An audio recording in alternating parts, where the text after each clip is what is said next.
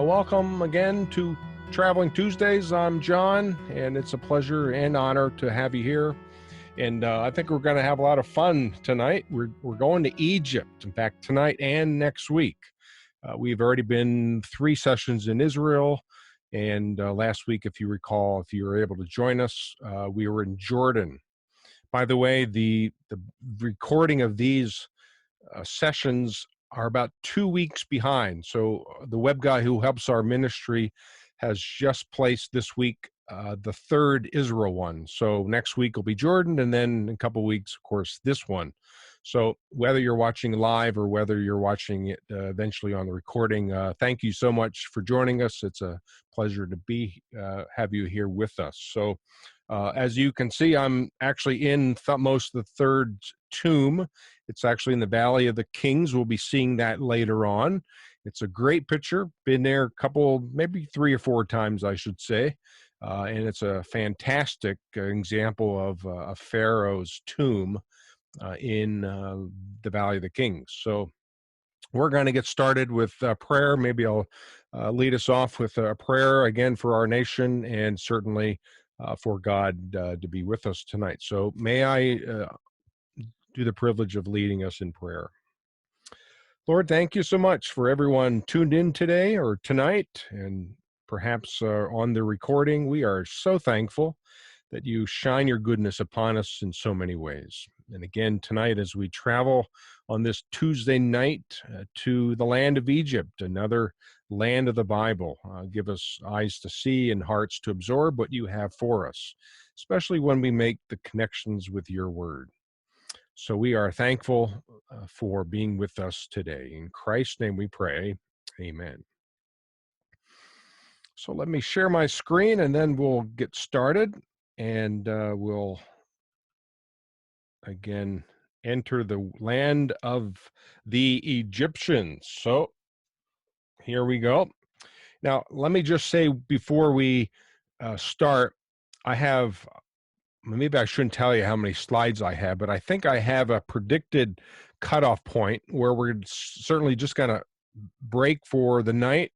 I'm going to keep a close eye on my watch, and then we'll just resume at the same spot next Tuesday.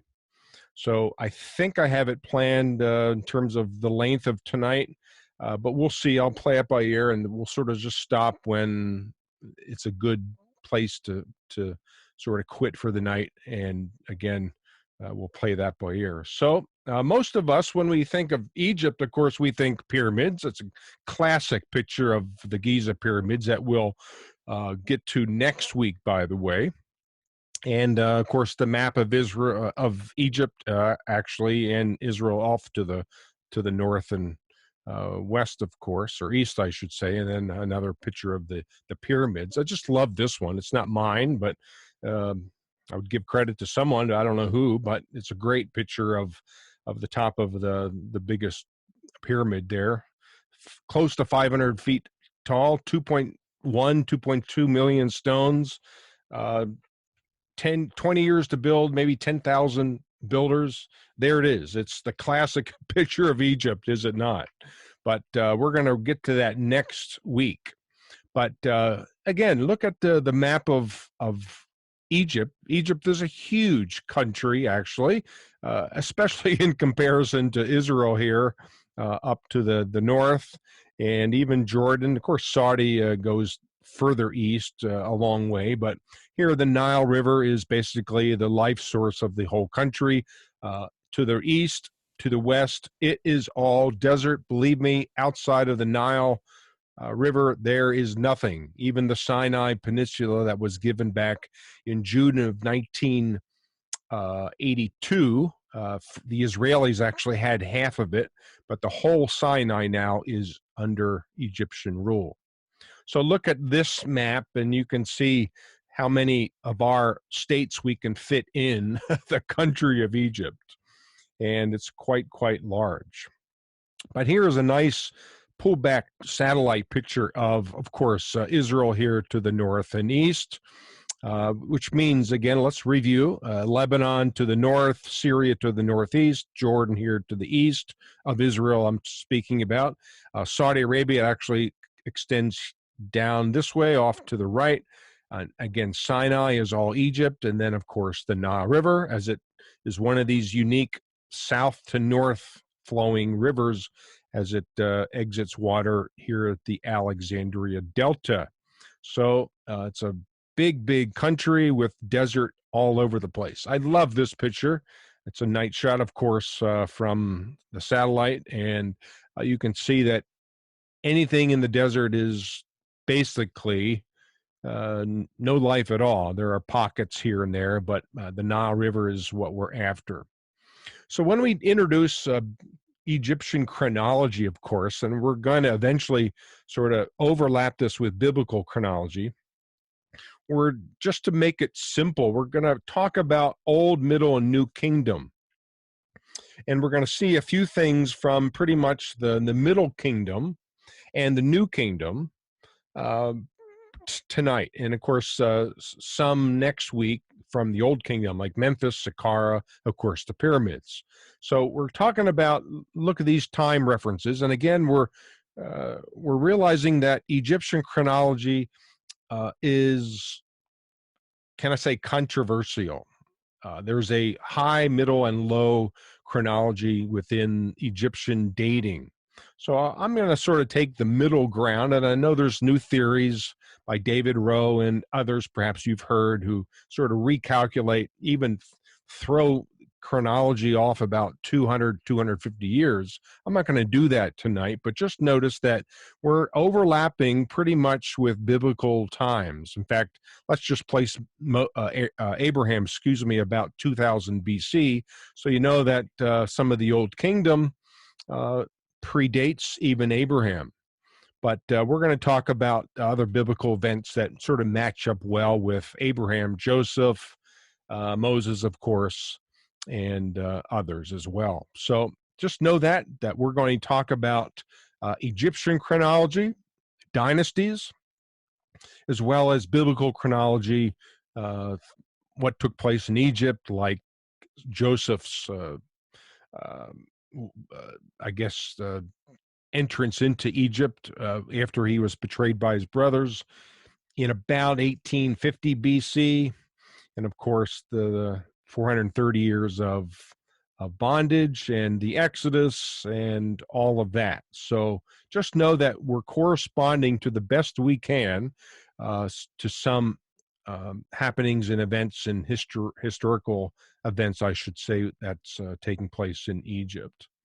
So when we talk about even timelines dated or reference to the Exodus, of course, as we'll talk about eventually, there's a early Exodus and a later Exodus date, but all kinds of overlap here is what I want to sort of aim at, not the details tonight, but just know that there's so much overlap with biblical chronology and what's happening in Egypt that I think it's just pretty obvious, and we'll take advantage of those and spot those blendings, if you will, to the best that I can. So when we talk about like the Exodus happening and here's a pretty specific date that Steve Rudd and other conservative scholars and archaeologists perhaps suggest, we're talking about the variance of perspectives in terms of when was Israel here in Egypt? Was it back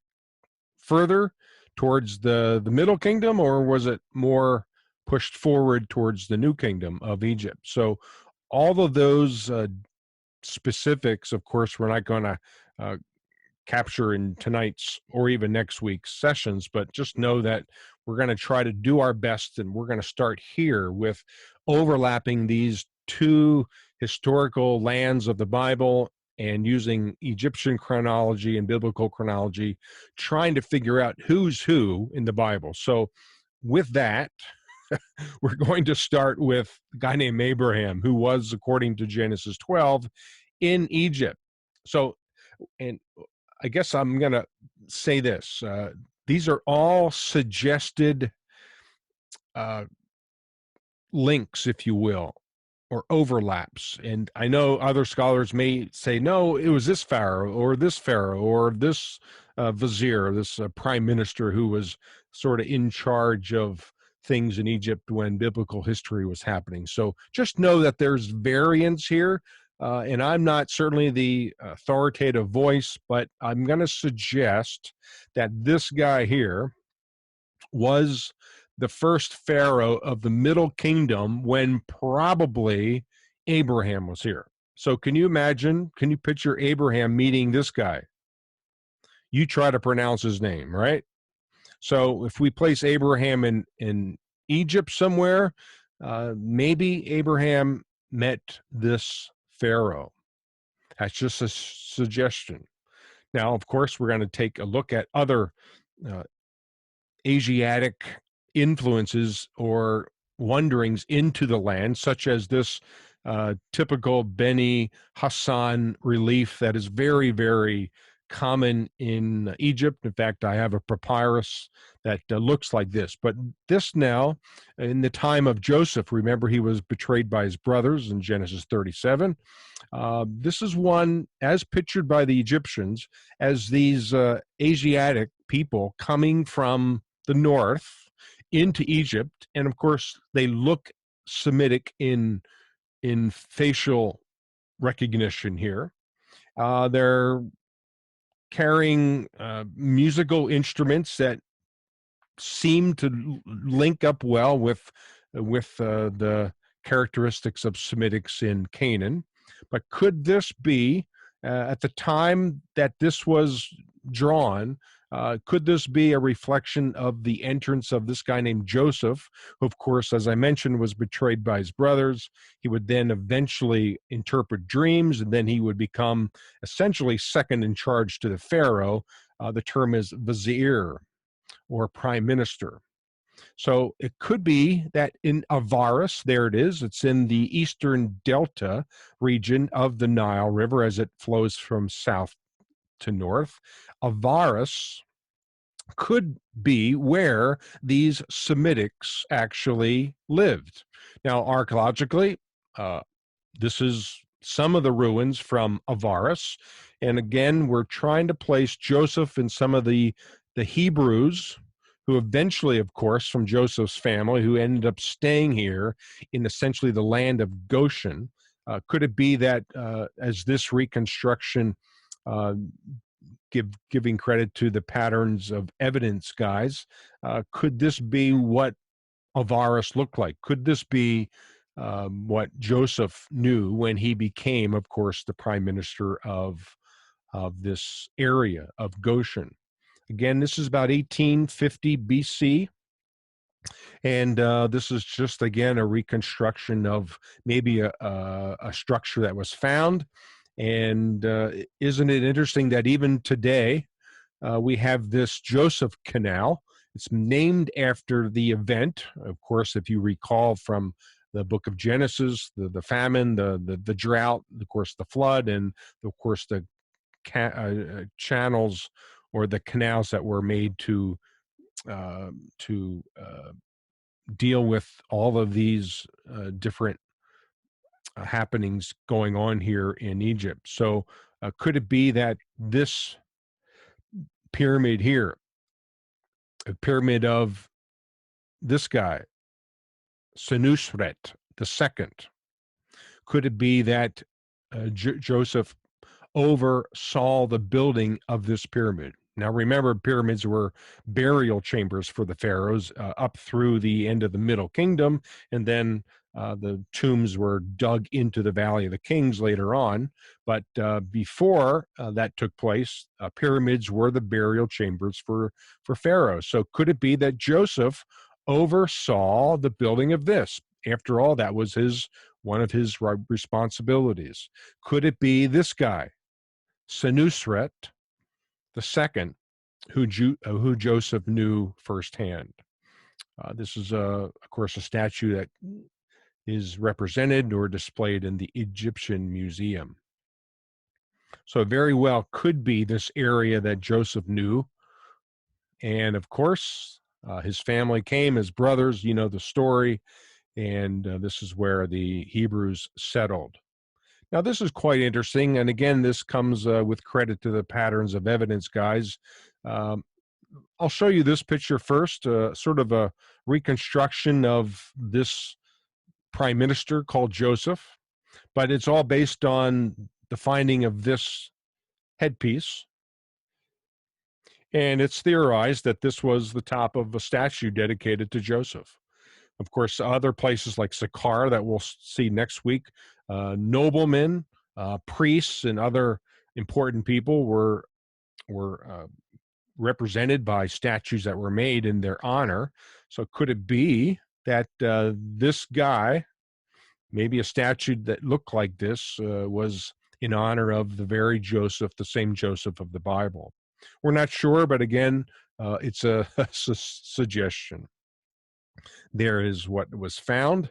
And again, it comes from a place called Avaris. Incidentally, I'm trying to get there in next February. We have it on our plan to come from Luxor from the south and visit the land of Goshen, although that's in a highly military area. So, and I know special permission is needed to see this site. I've never seen this site, and I'm hoping to see it for the first time next year in February.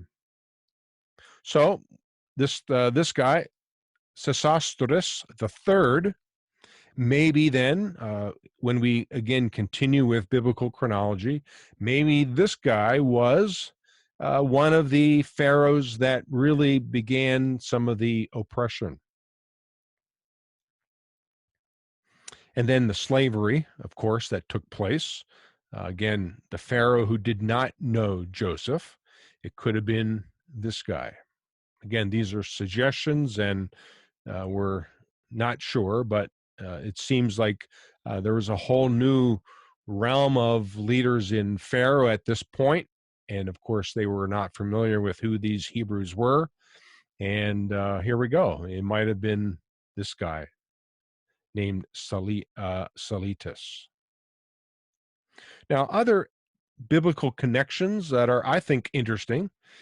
This comes from what is called the Brooklyn Papyrus. It dates to the late 13th dynasty, but it actually mentions three Semitic names, and there you see it: Shifra, Asher, and Issachar. And there you can see they're represented on this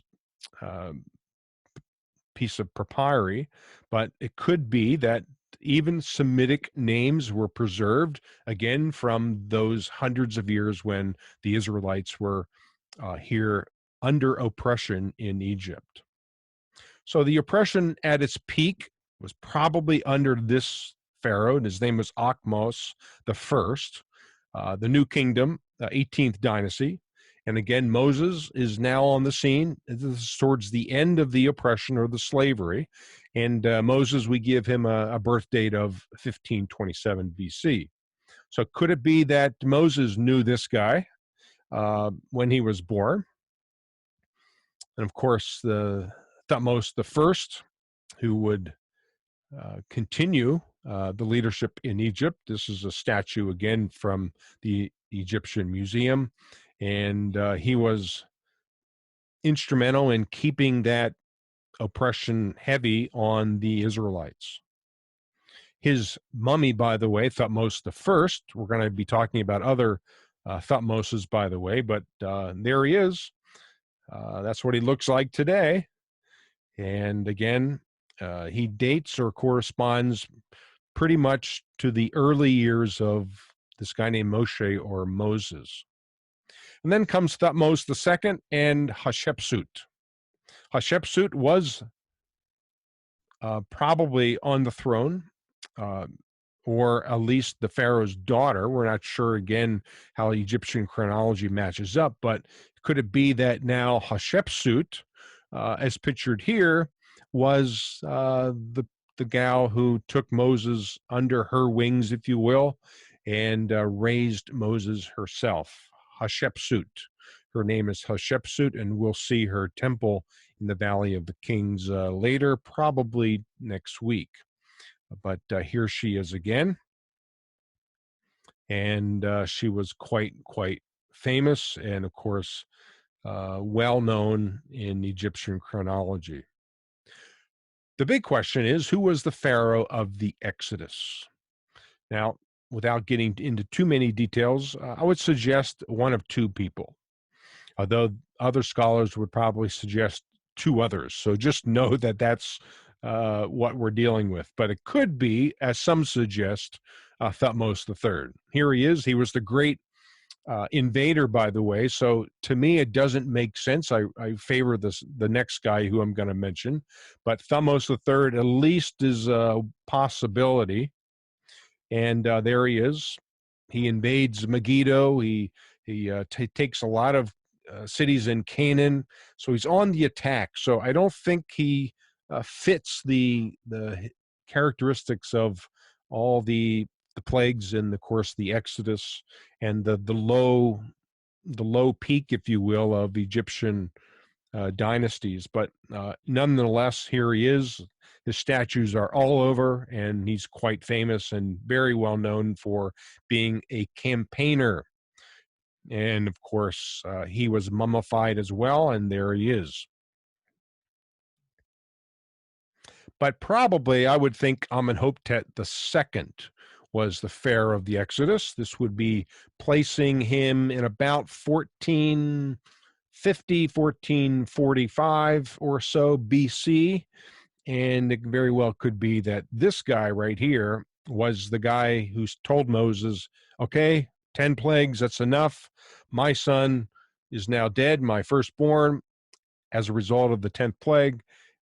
You pack your bags and get out of here. This is maybe this guy, Amenhotep II, who actually mentions that to Moses and Aaron. And of course, the Exodus then begins. And speaking of mummies, this is what he looks like. But we have to know that there are very serious and I would say highly biblical scholars. I know many of them who would hold to a conquest date and an Exodus date, I should say, prior to the conquest, of course, to the 13th century. And if that's the case, it would be this guy who would be the pharaoh of the Exodus. His father, Seti I, would be, again, in the picture, but Ramses II, who reigned from about 1280-ish to about 1225-ish BC. So notice that it's about 200 full years after the early date for the Exodus and the conquest. But Ramses II, again, a very well-known pharaoh, and there he is in all his grandeur. Although I don't think he looks too important here. Notice the hair still preserved in this mummy. By the way, there's a mummy room in the Egyptian Museum, and you can see him laid out there. There he is, looking pretty good, huh? What do you think? He died in about 1220-ish BC. So the other biblical connections that link us to the Bible, let's step back in between the suggested first and second Exodus dates between the 15th and the 13th century, because now we have something from the 14th and the 13th century. They're called the Tel Amarna letters. There's about 350 of them written in cuneiform, and they were basically correspondence between those in Canaan and those back in Egypt. They were sort of diplomatic letters, if you will, of telling the Egyptians how things are going within the cities that were conquered by the Egyptians and the Canaanite cities that still were existing. So this is an example of some of these Amarna letters. Again, they're displayed at the Egyptian Museum. This is what Tel Amarna looks like. There was a temple of Nefertiti here. She was the wife of Akhenaten, who was the pharaoh who believed in one God, by the way, the only one. And of course, he reigned in about 1350 or so BC. But here is what that site of Amarna looks like today.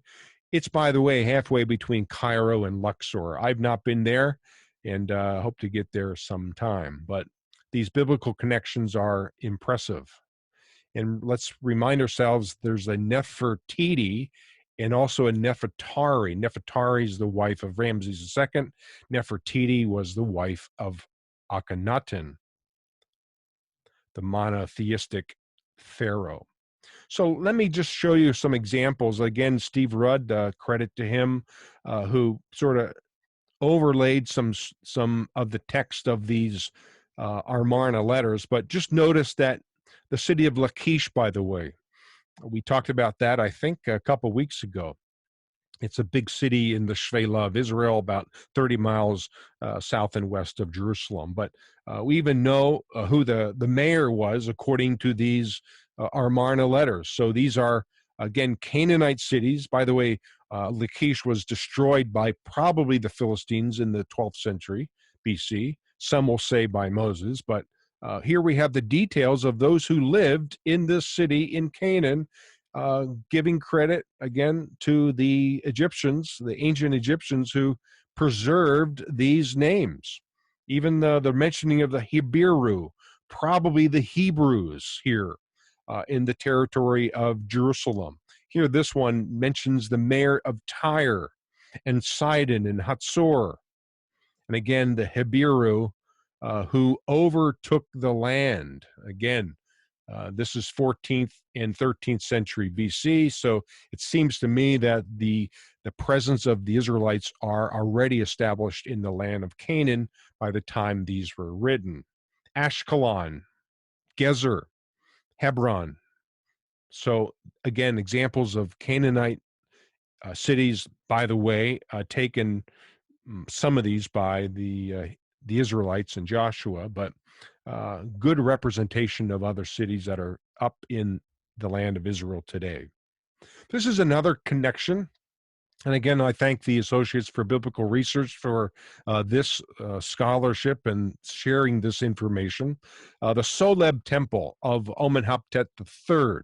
It's actually in modern Sudan today, or Nubia back in the days of the ancient Egyptians.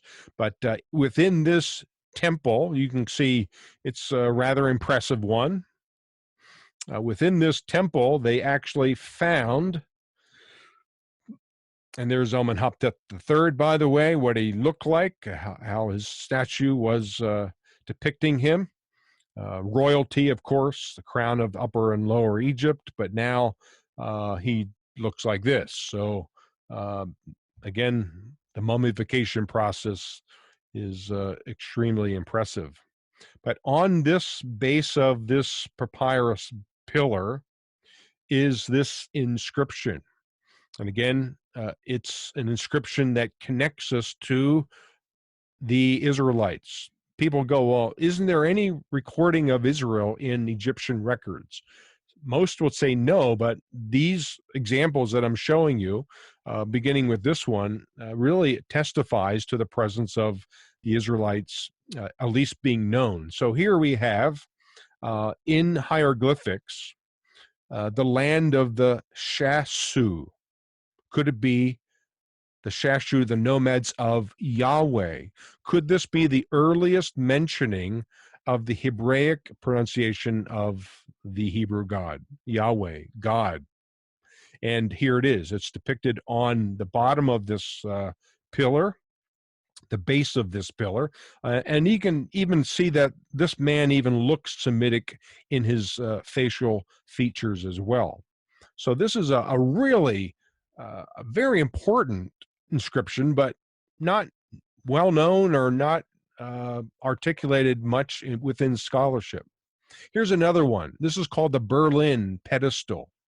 And again, the Dutch archaeologist who I met once, by the way, a couple of years ago, Peter van der Veen, actually, with his permission and credit to him, I should say, mentions this. Now, this is what is called the Admonitions of the Egyptian Sage. And this is a copy of something that was of prior centuries written. And this comes from the 19th dynasty, and it most likely is an account that took place at the end of the Middle Kingdom, which means the Israelites were known well by the Egyptians. And it mentions even some of the plagues. Isn't that interesting? And it even mentions the building of the pyramids in the present tense. So that tells us that this papyrus is actually a copy, but it's reflecting backwards to something that was known back in the Middle Kingdom.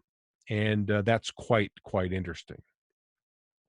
And then, of course, we could spend all day on discussing or arguing about the Exodus route. This is a big thing. I read on Facebook and other articles all kinds of opinions of where the Exodus took place. This is the classic one. Again, this area of the Goshen area. There's Avaris, by the way. Here's the northern Nile and the Delta area, the eastern part. But the traditional view, and I probably hold to this view myself, is that the Red Sea, or the Bitter Lakes, actually, the crossing of the Red Sea, the Yom Suf, as it's mentioned in Hebrew, comes this far north. Others will say that the crossing took place further on the Gulf of Aqaba side of the Sinai Peninsula. But nonetheless, this is the traditional route, which means the traditional Mount Sinai is down here. By the way, the Sinai was a copper mine by the Egyptians, known for centuries, even contemporary with Moses and certainly after Moses. But the traditional Mount Sinai is here. Although just know that there's other Mount Sinai possibilities. There's two possibilities here in Saudi Arabia. There's one here called, is it on our map? I guess it's not. Har Harchum. That's right here. In fact, we plan to go to this site in June of next year, God willing.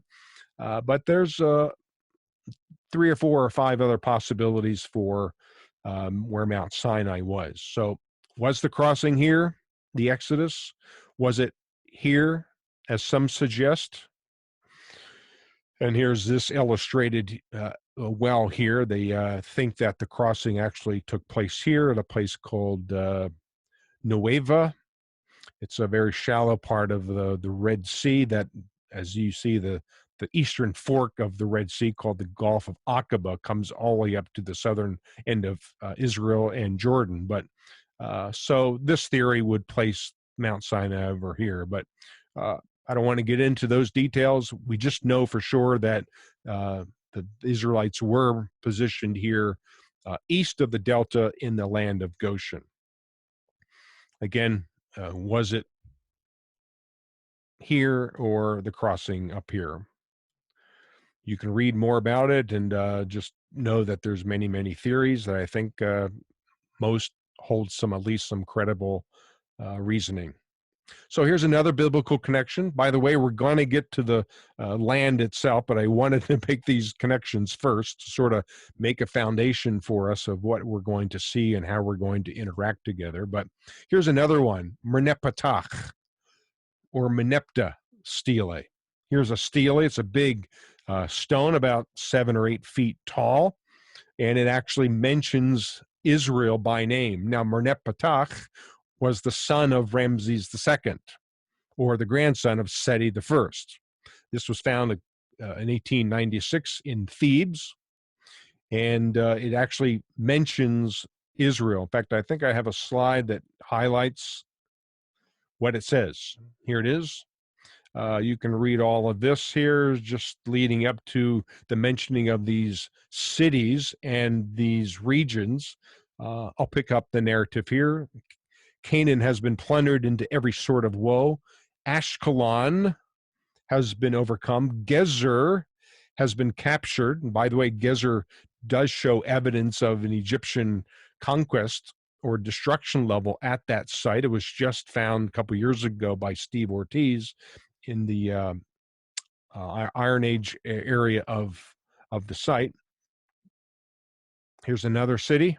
And what we're after is this name. Israel is laid waste and his seed is not. So Israel, what in the world is it being mentioned here by Menepatach? Well, Israel, of course, was already an ethnic entity present in Canaan. And I think this is a pretty important link. There is the name of Israel. I cannot read hieroglyphics, but that's what it says. Israel is actually mentioned. So that's quite impressive. And we've seen a few mummies already. Meneptah is laying peacefully here. Another link with the Philistines. Now we go back to the Luxor temple of Medinet. I was just there again this past February. Medinet Habu temple. And on one of the reliefs is this depiction of what the Egyptians call the sea peoples. We know them in the Bible as the Philistines, right? There were 5 primary Philistine cities, and yet the Egyptians also battled them as well, specifically Ramses III. In fact, this one shows Ramses, the Egyptian, actually conquering the sea peoples. And what I want us to notice is how he depicted these Philistines with these feather-looking helmets and with skirts. So could it be that guys like Goliath looked like this or went into battle with this kind of armory? So it's quite interesting. Here's the ships that are depicted on that relief. In fact, we'll get to that temple eventually, but I'm just showing you just some highlights of that. Here's another biblical connection. This particular piece, a cartouche as it's called, was found within the casemate wall, the double wall at Gezer by Steve Ortiz about 5 or 6 years ago.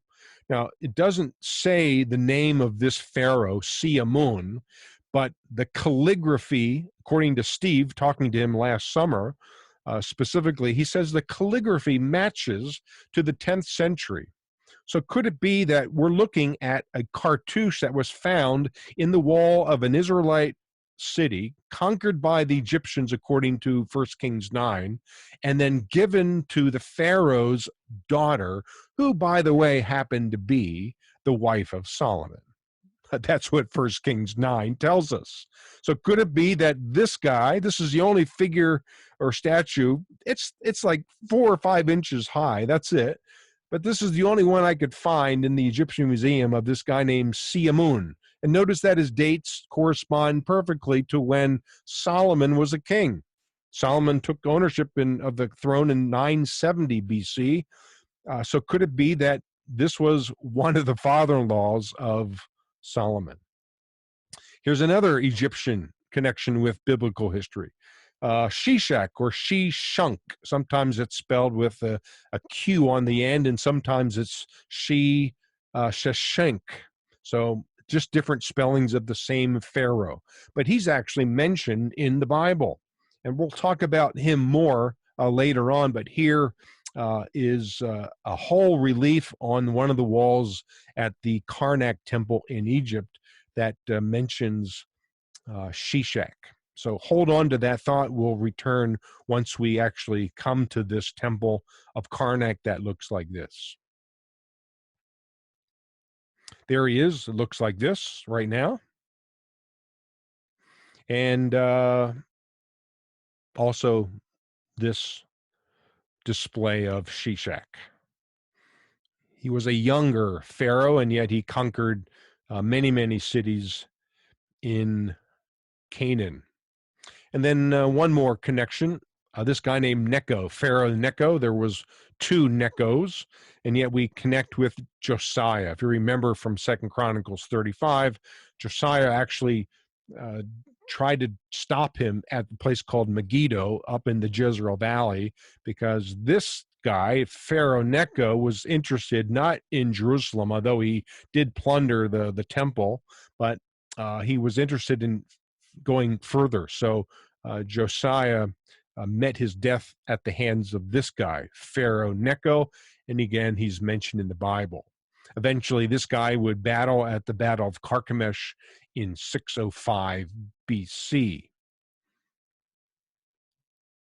So we have Egyptian gods, of course, you probably know. I'm not going to talk about all of them, but you can see some of the main ones, and represented, of course, later on in our Valley of the Kings, the tombs there, and other reliefs. So just know that these Egyptian gods, they all represented some kind of control over nature. And you can see that all of these were either gods or goddesses of music or uh, fertility or war or the sky, the sun, of course. But could it be that the 10 plagues specifically that happened under Moses' leadership were 10 direct assaults against the gods and goddesses of the Egyptians? Finally, the Pharaoh says, that's enough. You've defeated all of our gods and what they represented. And of course, the Exodus took place. So the rest of this session, and I'm looking at my watch here, so no worries. We're going to try to get through the Valley of the Kings. So I hope that at least this initial part of this presentation or this lesson helped you make some connections that maybe you didn't ever make before. And I think that's important because now when we talk about Old, Middle, and New Kingdom, Egyptian chronology, we're going to place these biblical connections within that dating framework, if you will. So the best place I think to start is to go south to a place called Luxor, about 500 miles south of Cairo. We fly today. I know I took a train once, and that was not, well, I should say that was an adventure to do that.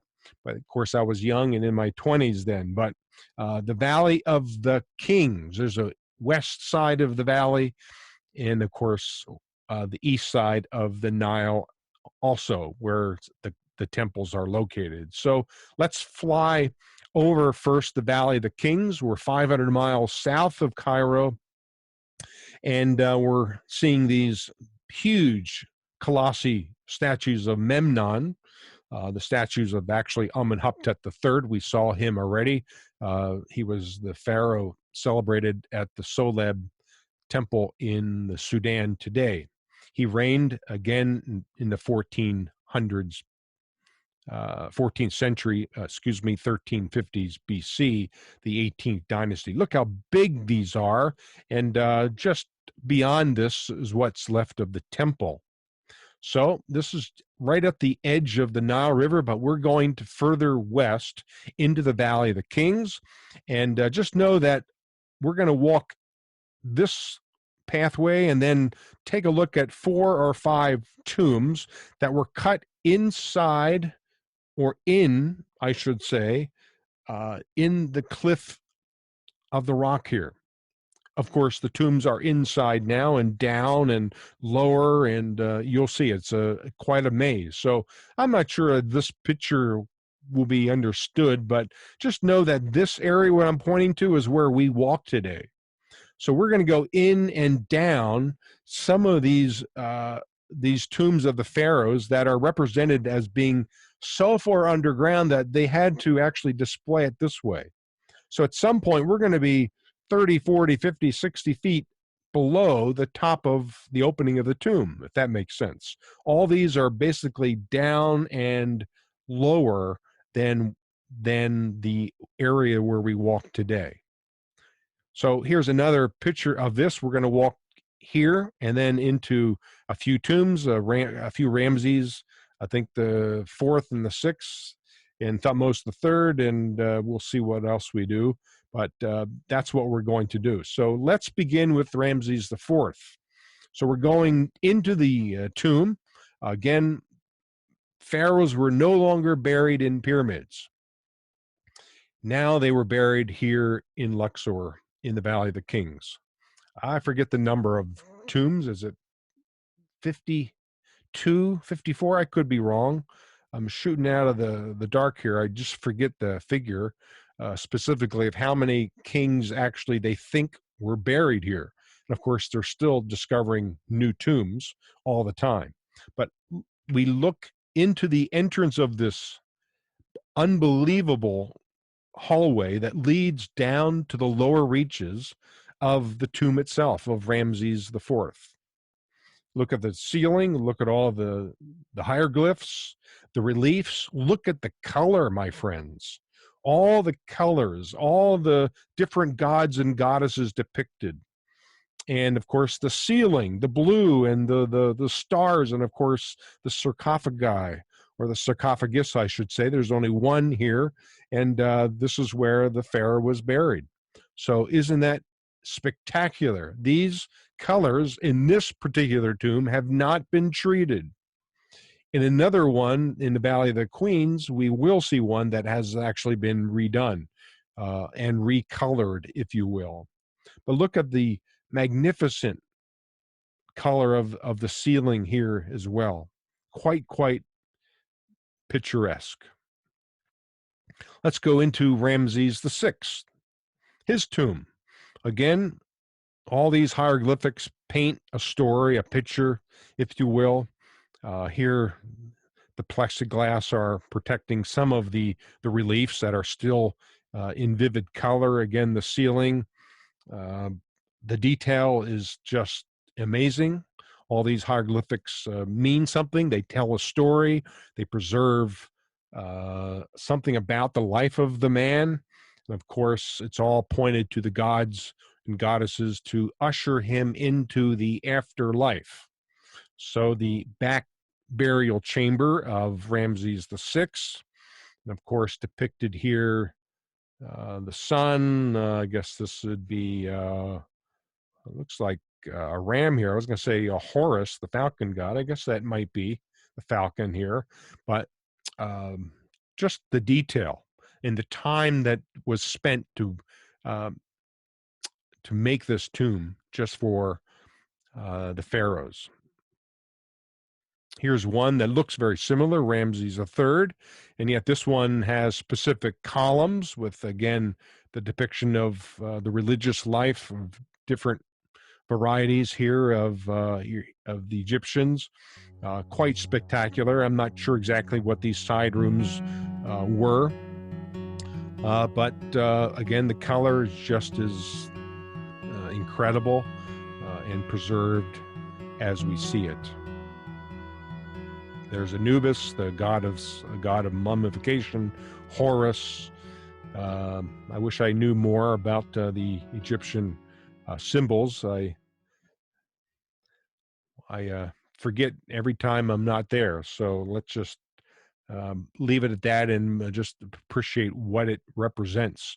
The afterlife religion of religious views of these Egyptians.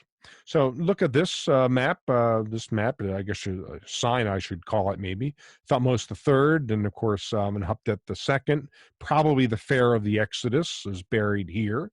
But Seti the Second, he was the son of one of the sons of Seti the First. Ramses the Second is also a part of that. But let's go to the Thutmose the Third tomb, and this one is sort of hard to get to. Most people don't go there, but I think it's most impressive, and especially understanding who he was. We have to ascend up and then down and then into the burial area of the tomb itself. In fact, the picture behind me is this picture from a different angle.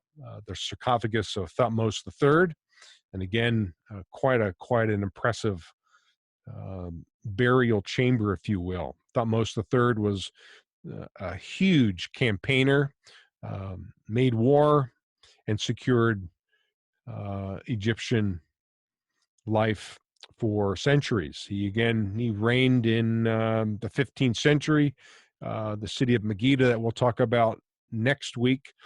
He attacked that in about some say 68, 1472, something like that.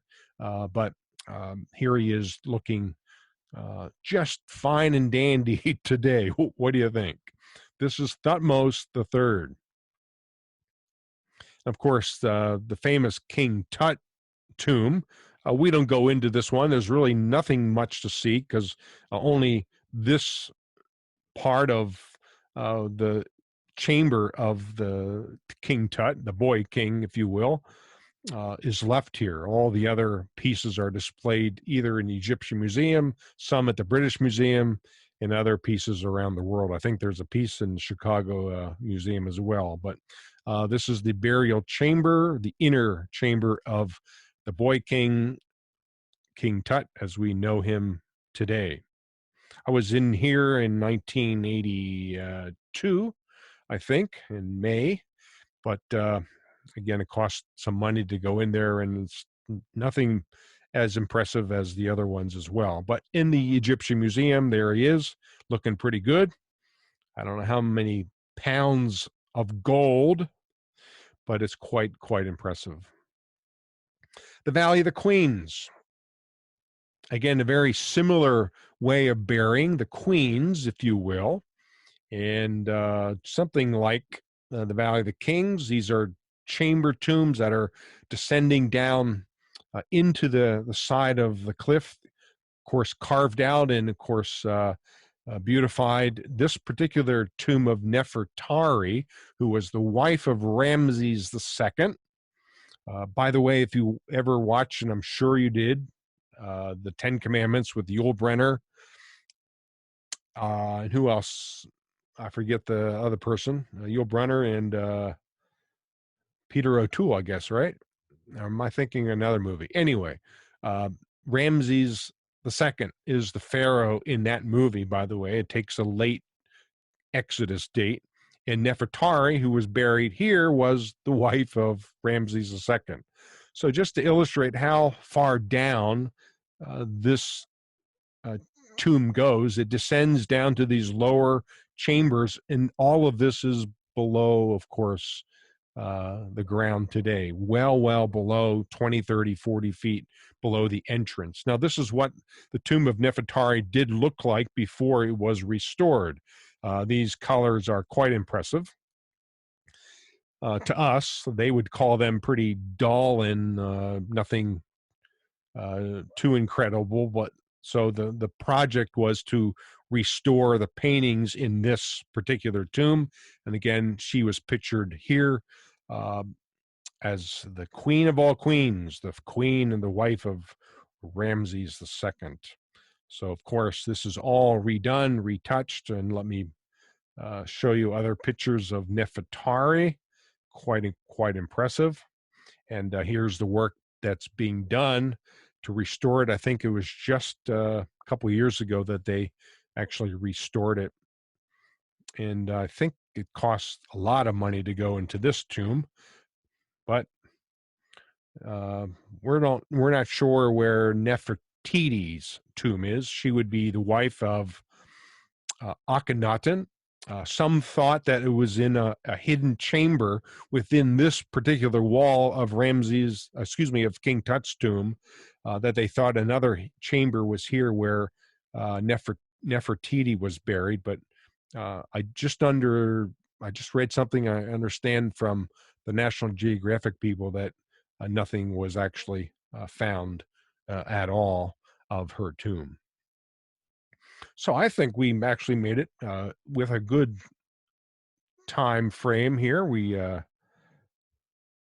Our goal was to let's see here. Let me just get out of this and then go back to this view. But that's sort of how far I wanted to get, by the way. And next week we will go and continue in Luxor. We'll see the at least 3 temples, and then we'll move up to Saqqara, Memphis, and of course the pyramids. So I think that'll in itself take a whole another evening of about 45 or 50 minutes. So I think we're about 50 minutes now, and I think we timed that pretty well. So let me just tell you again and invite you to join us next week, 8:30 again, same time, Tuesday, and we'll do Egyptian number 2, I should say, the second part of this lesson. And if you're anticipating what's coming next, that would take us to the last Tuesday of October. We'll do 2 sessions in Greece as well. I just prepared that this week, or maybe at the end of last week, I finished it up. And we'll do 2 sessions. So the first session will be October, I guess, 27th, I think, if that's the right date. And then the following Monday, just because Tuesday, the The first Tuesday of November, of course, is election day. So we're going to stay clear of that. So we'll meet on Monday, the night before, and finish up with our second Greece lesson before then. We probably have two more Tuesdays after that. And I'm not sure if we're going to spend time in Turkey. I was going to do the 7 churches there, but uh, there's enough in Israel to cover the last two weeks as well. So we'll go up to the probably 2 more Tuesdays after Election Day, and then we'll call it quits for these traveling Tuesdays. But it's been a joy to have you along tonight, and I hope that this Egyptian lesson was really insightful for you, especially all the biblical connections that we were able to make together. So with that, again, I'll stick around and say hi and answer any questions that you may have. But again, thank you so much for joining us. And until next time, shalom and good night.